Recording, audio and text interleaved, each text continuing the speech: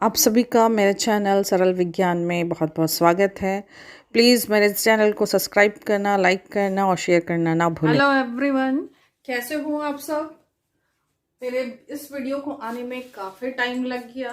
मेरी कुछ अपनी प्रॉब्लम थी जिसकी वजह से मैं अगला वीडियो नहीं बना पा रही थी। बट आपके सामने फिर से मैं उपस्थित हूँ। अध्याय 6 को लेकर इसका मैंने प्रारंभिक पार्ट बना के दे दिया था, पहले ही अपलोड कर दिया था। अब ये मेरा दूसरा पार्ट है और जिसमें हमको पढ़ना है विद्युत विभव एवं विभवांतर। और इसे समझने के लिए सबसे पहले मैं अपने दैनिक जीवन से संबंधित एक एग्जाम्पल या एक उदाहरण आपके सामने लेके आई हूं। क्या है ये, चलिए देखते हैं। मान लीजिए ये एक टैंकी है, फर्स्ट टैंक, और ये है सेकंड वाला। ठीक है, अब देख लीजिए ये दोनों टैंकी की हाइट में, ऊंचाई में कितना अंतर है। ये हम देखते हैं तो ये इस तरह से है ना। इसकी हाइट या इसकी ऊंचाई जो है वो ज्यादा है, ऊंचाई, और जबकि इसकी ऊंचाई देखिए इतना है। ठीक है, दोनों की ऊंचाई में अंतर है। एक ऊपर रखी हुई है और दूसरी नीचे है। ठीक है, और इसमें भरा है जल।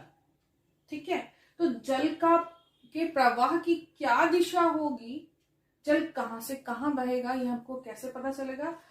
हम ये देखते हैं कि अधिक ऊंचाई पर रखे टैंक से जल जो है वो इस पाइप की सहायता से इस डायरेक्शन में बहेगा और कहाँ आएगा, नीचे की तरफ, यानी कि दूसरी टंकी में। इसका मतलब जल के बहाव के लिए क्या चाहिए था, चाहिए था इनकी ऊंचाई में अंतर। ठीक है बच्चों, तो वैसे ही क्या, विद्युत के प्रवाह के लिए, है ना, हम चाहेंगे कि किसी चालक तार में विद्युत धारा कंटिन्यूअस प्रवाहित होती रहे, तो उसके लिए भी क्या होना चाहिए बच्चों, उनके विभव में अंतर होना चाहिए। अब ये विभव को कैसे समझेंगे हम, देखिए यहाँ पे क्या था, जल के प्रवाह के लिए ऊंचाई में अंतर था, तो यहाँ पर विभव में अंतर होना चाहिए। अब देखते हैं कैसे। मान लीजिए ये चालक तार है। ठीक है, ये यहाँ तो ऊंचाई का अंतर था। अब यहाँ देखते हैं, ये तो एक सिंपल तार है। अब मान लीजिए इसका एक ये बिंदु है ए, इसका बिंदु है ये दूसरा बी। ठीक है बच्चों, अब देखिए होना क्या चाहिए कि इलेक्ट्रॉन जो है वो लगातार गति करें, तभी क्या होगा, विद्युत धारा प्रवाहित होगी। ठीक है, और विद्युत धारा प्रवाहित होने के लिए, यानी कि इलेक्ट्रॉनों के निरंतर प्रवाह के लिए क्या चाहिए, विभव में अंतर। विभव में अंतर, विभव में अंतर जिसे हम बोलते हैं विभवांतर। ठीक है, इस चालक तार के इस बिंदु और इस बिंदु के बीच में यदि विभव में अंतर होगा, ठीक है, तो विद्युत धारा जो है यहां से इधर बहेगी, या इलेक्ट्रॉनों का प्रवाह जो है यहां से इस दिशा में होगा, या फिर मान लीजिए इस बिंदु का विभव ज्यादा है और इसका कम है, तो इलेक्ट्रॉन की प्रवाह की दिशा क्या हो जाएगी, इस तरह से होगी। अब ये विभव या वोल्टेज कहां से आएगा। अब आपको बच्चों याद होगा, पिछले वीडियो में मैंने बताया था कि हम वोल्टेज देने के लिए क्या करते हैं, परिपथ में जोड़ते हैं बैटरी। ठीक है, तो यही क्या करता है, विभव में अंतर उत्पन्न करता है। ठीक है बच्चों, तो क्या चीज है कि परिपथ में या किसी भी चालक तार में विद्युत धारा के निरंतर प्रवाह के लिए उसके किसी भी दो बिंदुओं के बीच में विभव का अंतर होना चाहिए। तभी क्या होगा, निरंतर विद्युत धारा प्रवाहित होगी। बच्चों, अभी हमने समझा कि परिपथ में विभवांतर के कारण आवेशों का प्रवाह अधिक विभव वाले सिरे से कम विभव वाले सिरों की ओर होता है, और यही आवेशों का जो प्रवाह है वही कहलाता है विद्युत धारा। और विभव में अंतर लाने के लिए परिपथ के साथ हम जोड़ते हैं बैटरी या सेल। यही क्या देता है, तार को या परिपथ को वोल्टेज देता है। किन्हीं दो बिंदुओं के बीच का वोल्टेज या डिफरेंस जो है यही उत्पन्न करता है। कौन? बैटरी या जो भी आपका वोल्टेज का स्रोत है। ठीक है, अब हम समझने की कोशिश करते हैं कि विभवांतर है क्या चीज। उसको समझने के लिए हमको सबसे पहले समझना पड़ेगा विद्युत क्षेत्र। ये विद्युत क्षेत्र क्या होता है? तो आवेश का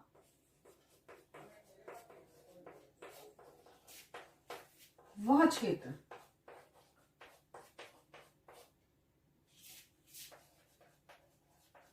जहां पर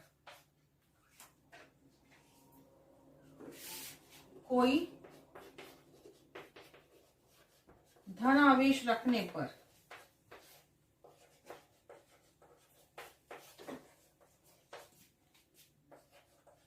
वह आकर्षण अथवा प्रतिकर्षण बल का अनुभव करता है। ठीक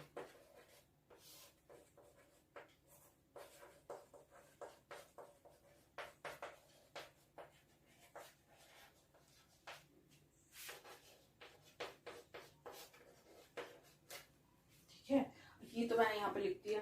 अब इससे आपको कुछ समझ में नहीं आ रहा हो तो चलिए इसको समझने की कोशिश करते हैं कि विद्युत क्षेत्र क्या होता है। तो किसी भी आवेश का वह क्षेत्र जहां पर कोई धन आवेश रखने पर, तो कोई भी आवेश, कोई भी एक धन आवेश ले लेते हैं। मान लीजिए एक ये धन आवेश है, तो इसके चारों ओर ये एक क्या करेगा, विद्युत क्षेत्र उत्पन्न करेगा। ठीक है, इस विद्युत क्षेत्र में आवेश के निकट का जो एरिया है वहां पर विद्युत क्षेत्र की तीव्रता, इसके द्वारा उत्पन्न विद्युत क्षेत्र की तीव्रता ज्यादा होगी। ठीक है, और दूरस्थ बिंदु पर विद्युत क्षेत्र की तीव्रता कम होगी। तो कहने का मतलब विद्युत क्षेत्र कहाँ पे उत्पन्न हो रहा है? किसी भी आवेश का के आसपास का क्षेत्र जहां पर वो आकर्षण अथवा प्रतिकर्षण बल का अनुभव करता है। कब करेगा? जब वहां पर कोई धन आवेश या ऋण आवेश रखा जाए। ठीक है, तो इस विद्युत क्षेत्र के एरिया में मान लीजिए किसी भी दो बिंदुओं के बीच में विभवांतर हमको निकालना है, तो उसके लिए हमको विद्युत क्षेत्र की इस परिभाषा को अच्छे से समझना होगा। ठीक है, तो हम समझने की कोशिश करते हैं कि कोई धन आवेश रखने पर, मान लीजिए एक धन आवेश है, यहाँ पे हमने यहाँ पे धन आवेश रखा। ठीक है, ये धन आवेश है, इसका मतलब इस पर धन आवेश है, और ये भी धन आवेश है, और दोनों समान आवेश है। और आप लोग जानते हैं कि समान आवेश जब आमने सामने होते हैं तो दोनों के बीच प्रतिकर्षण बल लगता है। ठीक है ना, दोनों क्या करेंगे, एक दूसरे को धक्का देंगे ना। ये जो है इसको अपने पास आने नहीं देगा। ठीक है, ये जो है इसे अपने पास आने नहीं देगा, यानी कि उस पर वो प्रतिकर्षण बल लगाएगा। ठीक है, अगर मान लीजिए यहाँ पर कोई ऋण आवेश है, ठीक है, अब ये क्या करेगा, इस पर आकर्षण बल लगाएगा। ठीक है बच्चों, तो इसको दूर करने के लिए, यानी कि इस पर प्रतिकर्षण बल लगाने के लिए या इस पर आकर्षण बल लगाने के लिए, ये जब इस पर आकर्षण बल लगाएगा तो ये इसकी तरफ आएगा।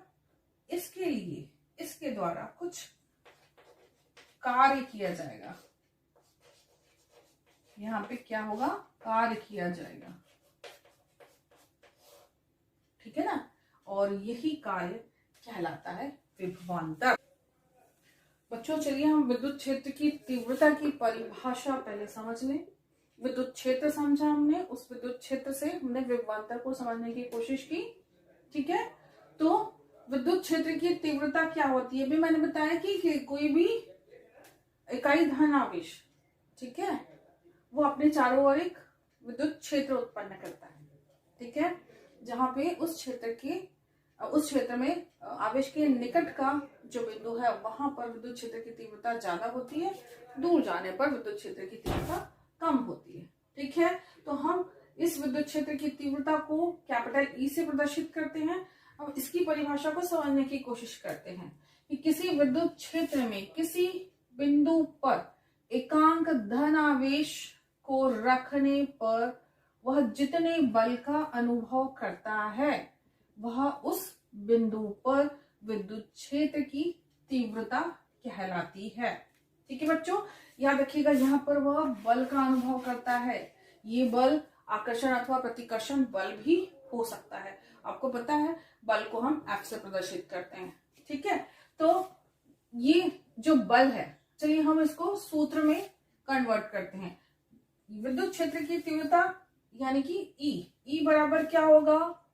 जितना बल लगा है F, है ना, किस चीज के लिए लगा है? किसी इकाई धन आवेश को रखने पर इकाई धन आवेश यानी कि ये इस इकाई धन आवेश, किसी भी विद्युत क्षेत्र में इकाई धन आवेश को रखने पर वो जितने बल का अनुभव करता है उसे हम विद्युत क्षेत्र की तीव्रता कहते हैं। और इसी सूत्र में यदि हम इसका मात्रक रखेंगे, मान लीजिए ये तो है बल आपका, ठीक है, बल का मात्रक है न्यूटन और आवेश का मात्रक है कूलाम। तो इस तरह से विद्युत क्षेत्र की तीव्रता का मात्रक निकला न्यूटन प्रति कूलाम। ठीक है बच्चों, तो ये था विद्युत क्षेत्र की तीव्रता। ठीक है, अब यहां से हम विभव की परिभाषा निकालने की कोशिश करते हैं। अभी हमने देखा था कि विद्युत क्षेत्र में कोई किसी बिंदु P पर कोई इकाई धन आवेश यदि रखा हुआ है तो उस पर बल लग रहा है। ठीक है, मान लीजिए वही आवेश अनंत पर रखा हो और अनंत से उसे विद्युत क्षेत्र तक लाना हो। ठीक है, तो किसी विद्युत क्षेत्र में किसी बिंदु पर, यहाँ पे किसी बिंदु को हटा देंगे, हम क्या लिखेंगे कि अनंत पर स्थित इकाई धन आवेश को लाने के लिए जितना कार्य किया जाता है वो कहलाता है विभव। अभी हमने समझा विद्युत क्षेत्र की तीव्रता और ये भी हमने समझा कि किसी विद्युत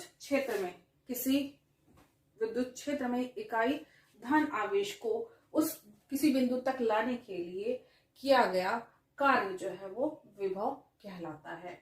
तो अब देखिए यहां समझने की कोशिश कीजिएगा कि विभव जो है वो एक कार्य है। ठीक है, क्या कार्य है? जो किसी इकाई धन आवेश को विद्युत क्षेत्र के किसी बिंदु तक लाने के लिए किया जाता है। अब हमारे दिमाग में चीज बैठ गई कि विभव एक्चुअली है क्या चीज? वो कार्य है। ठीक है, तो इसकी परिभाषा को हम समझने की कोशिश करते हैं। विभव को हम V से प्रदर्शित करते हैं और आप जानते हो कार्य को हम W से प्रदर्शित करते हैं। ठीक है, तो हम विभव की पहले परिभाषा समझने की कोशिश करते हैं। विद्युत विभव उस कार्य के बराबर है। देखिए विद्युत विभव जो है वो कार्य के बराबर है जो इकाई धन आवेश को अनंत से विद्युत क्षेत्र के किसी बिंदु तक लाने के लिए किया जाता है। ठीक है, बार बार हम समझाने की कोशिश कर रहे थे कि क्या है, कोई भी इकाई धन आवेश अपने चारों ओर जितने बल का अनुभव करता है वो उसका विद्युतीय क्षेत्र कहलाता है और अनंत से किसी इकाई धन आवेश को उस विद्युत क्षेत्र के किसी भी बिंदु पर लाने के लिए किया गया कार्य जो है वो है विद्युत विभव।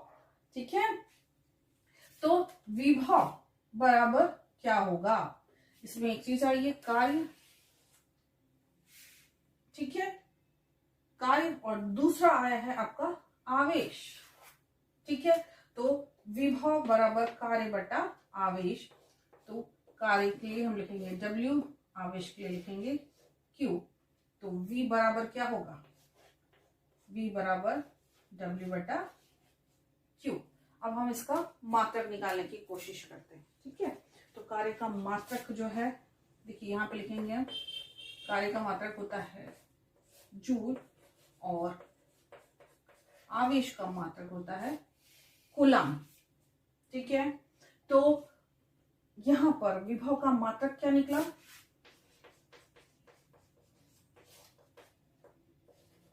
जूल, ये हो गया प्रति और ये हो गया कूलम।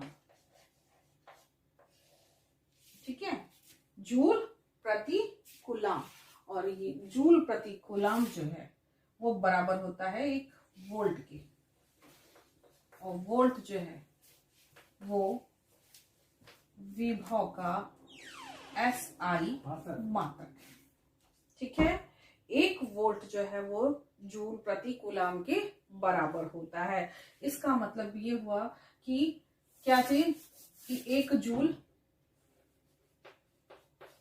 प्रति कूलम जो है वो एक वोल्ट के बराबर होता है, और ये वोल्ट जो है वही है आपका विभव का SI मात्रक। ठीक है बच्चों, तो यहां तक मुझे ऐसा लग रहा है कि आप लोगों को समझ में आ गया होगा। और इस वोल्ट का नाम एक बहुत ही मशहूर भौतिक वैज्ञानिक थे, अलेसांद्रो वोल्टा। अलेसांद्रो वोल्टा, इनके नाम पर ये मात्रक का नाम वोल्ट रखा गया। ठीक है बच्चों, तो यहां पर अब आपने समझ लिया विभव। ठीक है, तो विभवांतर क्या होगा? तो किसी भी परिपथ में किन्हीं दो बिंदुओं के बीच का विभवांतर क्या होगा?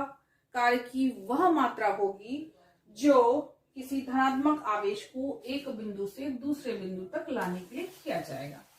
तो चलिए मैं अब विभवांतर की परिभाषा लिख देती हूँ यहाँ पे। आप लोग बच्चों साथ साथ में नोट करते जाइएगा। मैं बहुत धीमी गति से पढ़ाती हूँ ताकि आपको उतारने के लिए या कॉपी करने के लिए वक्त मिल जाए। ठीक है, तो विभवांतर क्या होगा? दो बिंदुओं के बीच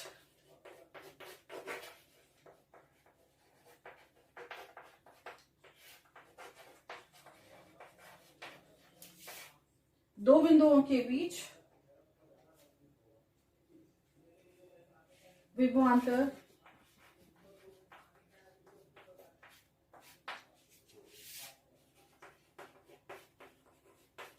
उस कार्य के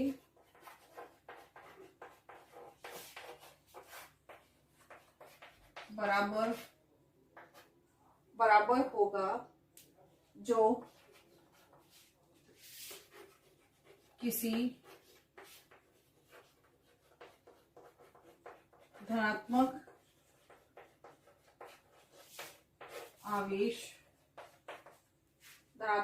आवेश को एक बिंदु से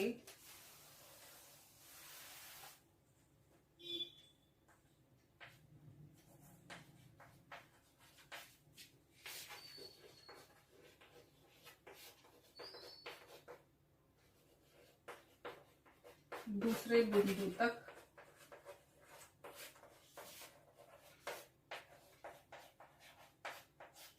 लाने या तक ले जाने के लिए, बिंदु तक ले जाने के लिए किया जाता है।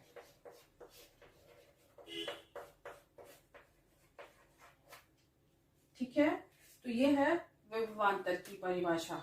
विभव की परिभाषा आपने समझ ली, उसका मात्रक देख लिया, और ये हुआ आपका विभवांतर की परिभाषा कि दो बिंदुओं के बीच विभवांतर उस कार्य के बराबर होगा जो इकाई धन आवेश को एक बिंदु से दूसरे बिंदु तक लाने के लिए किया जाता है। अब हमने विभव समझ लिया, विभवांतर समझ लिया, विद्युत क्षेत्र समझ लिया, विद्युत क्षेत्र की तीव्रता को समझ लिया। अब परिपथ में विभवांतर का मापन देखते हैं हम कैसे किया जाएगा। तो किसी भी परिपथ में विभवांतर का मापन करने के लिए परिपथ के किसी भी बिंदु पर कितना विभव है, ठीक है, उसे मापने के लिए एक यंत्र का उपयोग किया जाता है जिसे कहा जाता है वोल्टमीटर।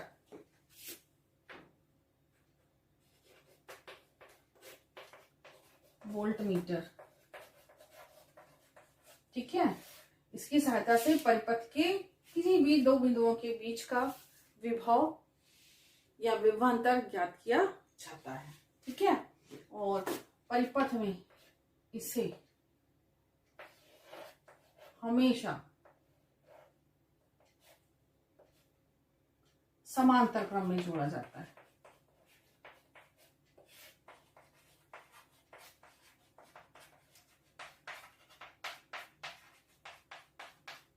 ठीक है। और एक और बात का ध्यान रखा जाता है कि किसी परिपथ में वोल्टमीटर को जोड़ने के लिए एक बहुत ही महत्वपूर्ण बात, एक तो पहला समांतर क्रम में जोड़ा जाए, दूसरा परिपथ का धन सिरा वोल्टमीटर के धन सिरे से, परिपथ का ऋण सिरा वोल्टमीटर के ऋण सिरे से जोड़ा जाता है। अब हम समझने की कोशिश करते हैं विभव पतन क्या होता है, ठीक है। अभी हमने जस्ट पहले पढ़ा था कि परिपथ में अमीटर का संयोजन हम श्रेणी क्रम में करते हैं और वोल्टमीटर का समांतर क्रम में करते हैं, ठीक है। और हमको ये पता है कि ये जो बैटरी या सेल जो होता है वो क्या करता है, परिपथ को वोल्टेज देता है, ठीक है। और हमको ये भी पता है, हमने पहले वीडियो में देखा भी होगा कि बैटरी का जो धन सिरा होता है ना, ये इसका विद्युत विभव ज्यादा होता है बनिस्बत किसके, ऋण सिरे की, ठीक है। धन सिरे का विद्युत विभव ज्यादा होता है किसके, ऋण सिरे के। अब हम परिपथ पे आते हैं। हम ये देखते हैं कि जैसे जैसे हम परिपथ के धनात्मक सिरे से ऋणात्मक सिरे की ओर बढ़ते हैं, हम देखते हैं कि विद्युत विभव का मान जो है वो क्रमशः कम होने लगता है। इसे ही हम कहते हैं विभव पतन या वोल्टेज ड्रॉप होना, ठीक है बच्चों। तो आज हमने पढ़ लिया विद्युत विभव, विभवांतर, विद्युत क्षेत्र की तीव्रता, विद्युत क्षेत्र, और हमने क्या देखा साथ में, विभव पतन। तो ठीक है बच्चों, आज के लिए बस इतना ही। नेक्स्ट वीडियो में हम फिर मिलेंगे।